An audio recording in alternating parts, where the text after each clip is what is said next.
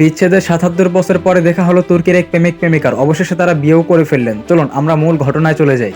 সেই ১৯৩৪ সালের বাস্তব ঘটনা। তুরস্কের বাসিন্দা মোস্তফা কারাক্কুর এবং ডন্ডুকিয়াস এক অপরকে অনেক ভালোবাসতেন। পারিবারিকভাবে তারা বিয়ের স্বপ্ন দেখেছেন, কিন্তু ডন্ডুর বাবার কারণে তাদের বিয়েটা ভেঙে যায়। মানে তার বাবা এই বিয়েতে রাজি ছিল না। সেনা সদস্য মোস্তফা একদিন বাড়ি ফিরে দেখলেন ডন্ডু অন্য একজনকে বিয়ে করে ফেলছে পরিবারের চাপে। এরপর কেটে গেছে কয়েক দশক। ২০১১ সালের কথা। ৮৯ বয়সে ডন্ডুও মারা গেছেন এবং তার স্ত্রীও মারা গেছেন। এমনই ৯৩ বছরের ডন্ডুর স্বামীও মারা গিয়েছেন। হঠাৎ করে একদিন তারা নার্সিং রুমে যায় চিকিৎসার জন্য, আর সেখানেই তাদের দেখা হয়ে যায়। প্রিয় মানুষটিকে শেষ বয়সে দেখার পর তার মনে প্রেমের উকি মারে। তাদের দুজনের ফ্যামিলির সাথে থাকার কারণে এক পর্যায়ে তাদের বিয়ে হয়ে যায়। তাদের জীবনের মাঝখান থেকে কেটে গেল কতগুলো দিন, কেটে গেল কতগুলো অধ্যায়, চলে গেল শৈশব দিন, শুধু রয়ে গেল কিছু স্মৃতি। এখনো রয়ে গেল ৯৩ বছরের ভালোবাসা। বন্ধুরা, আপনার জীবনে কি এমন কখনো হয়েছে? যদি হয়ে থাকে তাহলে আমাকে শেয়ার করতে পারেন। আমি বাকি সাবস্ক্রাইবার বন্ধুদের সাথে শেয়ার করব।